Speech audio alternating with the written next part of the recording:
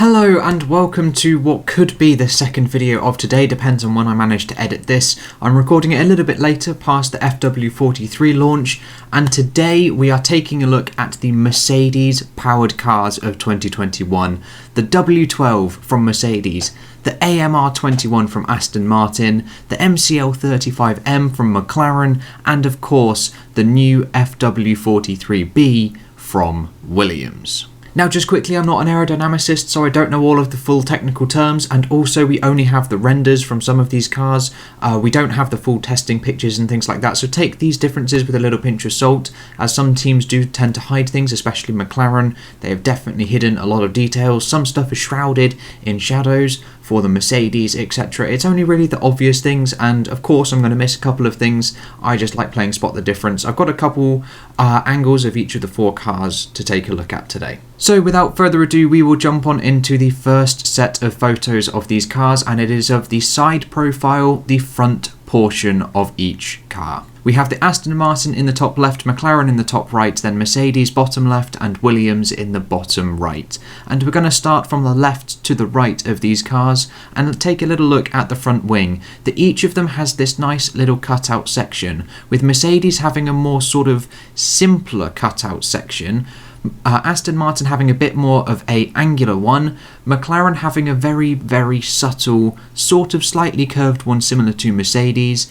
and Williams having an ever so slightly more angular one similar to Aston Martin. But all teams have the same similar cutout, just taken in slightly different design aspects. And then the next big difference between the two teams, moving slightly further right of the car, is the antenna for the radio section. Mercedes has a nice tall stiff pillar with three little prongy things sticking out the front of it.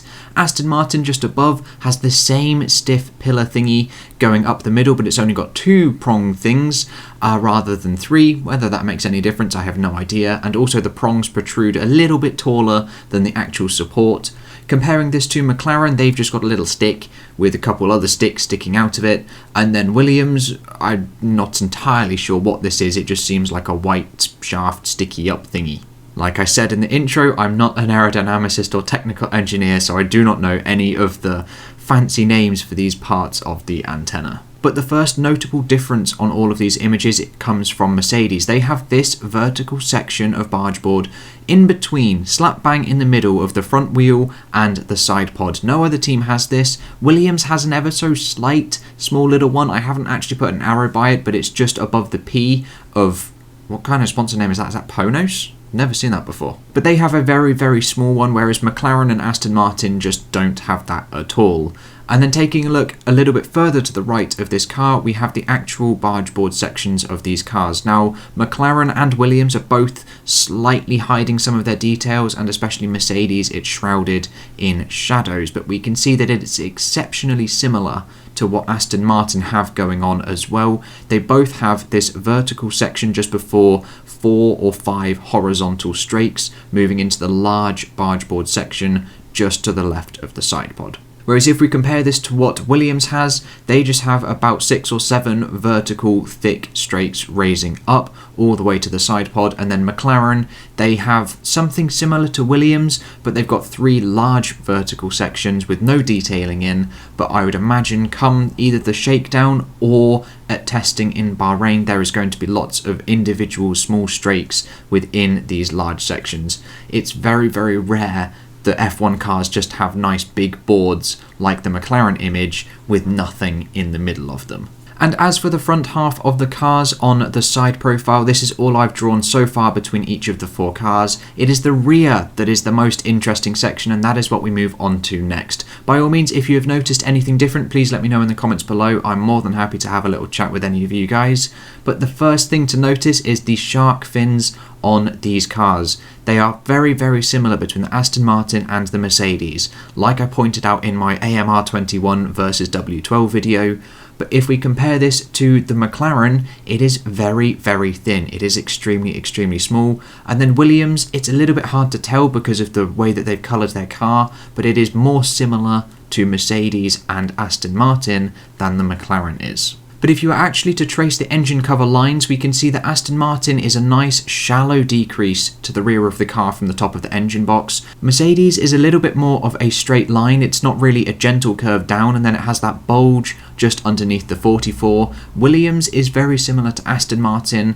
It starts off nice and gentle, and then it sort of steepens in the middle and then shallows off at the end, whereas McLaren is the reverse of this. It actually bows outwards, which is why the shark fin is so small. Now obviously this is to do with the fact that McLaren last year were running a Renault engine, so they had to accommodate that. They had to spend all 2 tokens upgrading to the Mercedes engine, so I doubt they could have really done anything with the bodywork in terms of slimming it down to accommodate the new Mercedes engine, as that could have resulted in changing the rear crash structure, which definitely 100% is going to have cost them a token in order to do, which they can't do because they've spent both of them on the engine, which is why we don't see the lump. We do not see this massive bulge in the McLaren. We see it absolutely enormously and predominantly here in the Aston Martin. There is then a very, very small one just to the right of this that someone has also pointed out in the comments in my last video as well. Mercedes, of course, have this one here, and then they have the one underneath the 44 as well. And then Williams, if we just take a look at the contours from the digital render, we see that this section is actually highlighted, indicating it's just sort of one big bulge. So it's not a super slim design like the Aston Martin or the Mercedes, but it's definitely slimmer than that of the McLaren. And we can also do this same tracking pattern with the contours of the side pods. We can see that the Aston Martin is super skinny at the rear where it says BWT and the end of Cognizant, and then it follows the same similar-ish sort of pattern with the Mercedes just underneath the bottom AMG and the top of the Petronas as well. Williams, on the right hand side, we can see it's a little bit fatter, but it is definitely slimmer than that of the McLaren. It follows a completely different shape. Then the next thing to highlight that is of a difference moving further to the right of the car is the rear wings. We see that Aston Martin and Mercedes both have these little square sections cutouts in them, but step nicely down from the top element down to the last protruding section of the rear wing. We see that McLaren have a nice curved portion of this rear wing here, and Williams follow a much similar design to McLaren. And as for the actual further detailing in the rear wings, it is again very similar between the Aston Martin and the Mercedes. 3 vertical sections cut out at the bottom with some nice little detailing just above that over the JCB and the Epsom, whereas McLaren, it's sort of hidden some of their detail. They've got a couple of horizontal and vertical strakes, and then Williams has literally nothing.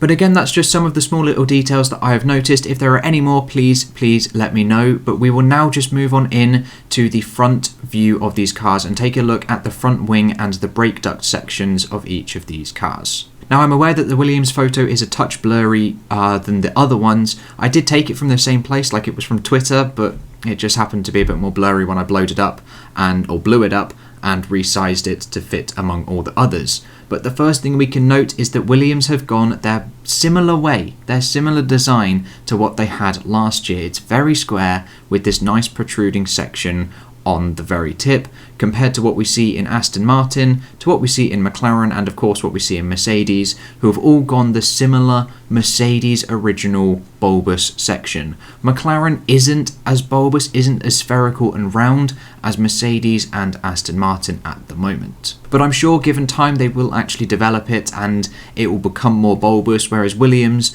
they're just going to be steadfast in being independent and not wanting to make it any different. But perhaps that might just change with Dorilton, I'm not 100% sure. But if we just take a look at the front wing in particular and the second element from the top, we see this split in the Mercedes. And if we take a look at the McLaren, that is just not there. It is a very sharp decrease from the element to the tip of the front wing for the McLaren, whereas Aston Martin has this same Mercedes split as well, something that was noticed last year with the controversy of the pink Mercedes. And then Williams, they've gone for a very similar design to McLaren and does not incorporate this split element. However, completely different to all of these teams is Aston Martin. They've actually come up with some of their own designs for once, and this top element is an extremely radical design. It's a very wavy shape compared to a nice continuous increase and decrease like it is on the McLaren, Mercedes and Williams. This is something that we haven't seen at all from any team as of yet. Aston Martin is the first to come up with this sort of wavy top element design. And we can see that it's nice and straight here on the McLaren, on the Mercedes, and of course on the Williams as well. But the next interesting thing to note is actually the cape section of the cars. McLaren have got this interesting cut design. It's very, very similar in design and philosophy to what we see here on the Aston Martin and also on the Mercedes, which I'll highlight in a little bit.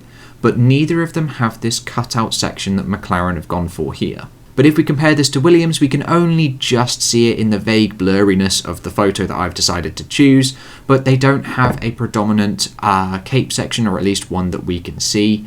And then taking a look at Mercedes, it's again shrouded in shadows, but we can see it is quite significant, a little bit more significant than that of the Aston Martin, vaguely along the lines of the McLaren instead. And then I believe what is the final detail of the front end of these four cars comparisons is the actual brake ducts. Mercedes seems to have a significant increase in the brake duct size. They have elements below the suspension arms, whereas everyone else has elements above the suspension arms. And we can see it here on the Williams, here on the Aston Martin, and then here on the McLaren as well. But whether this is something that people will change during the Grand Prix season, I'm not 100% sure, and again, we can't really see the detailing of the particular vents like we can actually see on the Mercedes at the moment, so we don't know if they've gone for very similar designs on that. And then the final section to look at of all of these cars, it's a little bit more disorganized than all of the others, as I just cannot size it correctly due to each team releasing slightly different front end views of their cars. It's really annoying. Why can't they stick